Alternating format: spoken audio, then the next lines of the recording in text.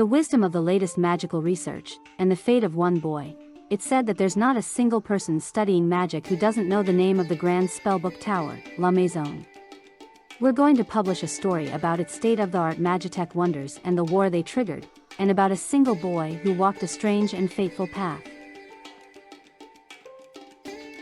The Educational Research Institute, La Maison.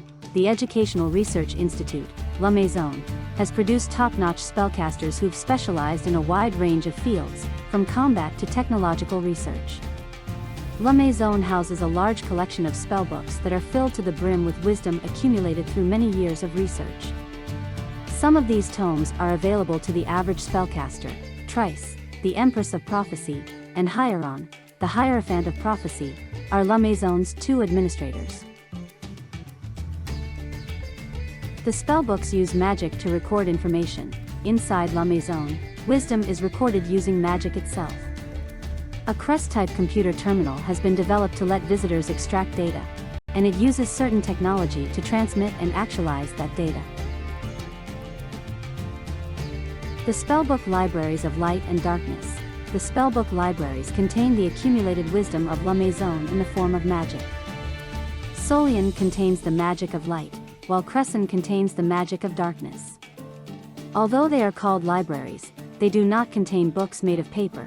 The library, Solian, contains spellbooks that are used purely for information and are read by the average spellcaster. It includes information on history, medicine, and basic technology. The library, Crescent, contains a permanent collection of spellbooks that no one but members of La Maison can access, centering around such topics as combat technology and life quests.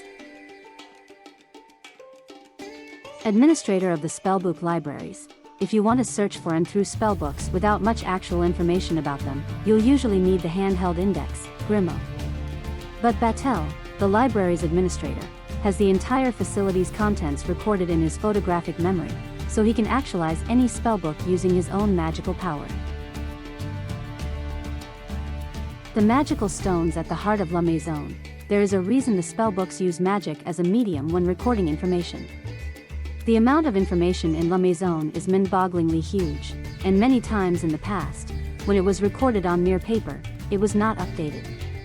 But a solution was developed in the form of magic-absorbing stones that collected the magic of every spellbook used, along with the identity of its user. Thus, information can now be smoothly updated, as it is fed directly back into the libraries. The magical feedback system of La Maison. Spellcasters are the users of the magical terminals. After the terminals are activated, their magic is collected by the stones orbiting La Maison's spire. A giant magical stone is enshrined in the center of the mysterious hall, Étoile, at the bottom of La Maison.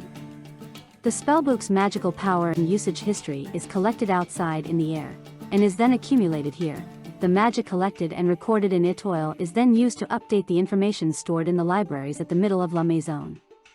Then, users retrieve the updated data from their terminals, and the cycle repeats. The belief of the magical citadel's king. The king of the magical citadel believed that magical knowledge should be controlled, and should only be used effectively. He feared the expanding power of La Maison, which handed out such knowledge willy-nilly, and as such he decided that he should take control of the institute. Magical knowledge in Endymion is controlled by the city's administrative system, of which the king is in charge. Magical researchers cannot study freely in Endymion, but their social status is guaranteed. This is the king, Endymion, who bears the name of the magical citadel, and these are his bodyguards. Instead of using magical terminals that only a few people can operate, he and his men use stones made from crystallized magical energy. His city adopted this system so that even those without magic could receive its benefits. The talented but carefree boy, Matt. Matt had a membership at one of the advanced laboratories of La Maison. Because of his natural talent, Hieron and Trice considered him qualified to view the higher-class spellbooks. Instead, he spent most of his days carefree, never using a magical computer terminal of his own, living without any goals in mind, without any particular cares. He was considered the very opposite of everything La Maison stood for. The Endymion army invades, one a day like any other. which Matt spent doing nothing at all, the Endymion army attacked La Maison. The Institute was unable to do anything in the face of the organized, systematic attack of Endymion. The individual staff members of La Maison have very strong magic, but they're not very good at fighting as a group. Their combat-related magic generally isn't great either. The Forbidden Book is unleashed. While many sacrificed their lives, Matt got his hands on a magical terminal for the first time and searched for power. He accessed the Spellbook of the Master, pulling out whatever he could, but unbeknownst to him, a wicked magic that had been sealed away since an ancient invasion was waiting to break free from its seal via one of the Spellbooks. The boy had secretly accessed the Spellbook of the Master, and the dark magic slipped out of the Forbidden Book and into him. The magic sensed the incredible power Matt possessed, and began corrupting him in order to take over his body and soul.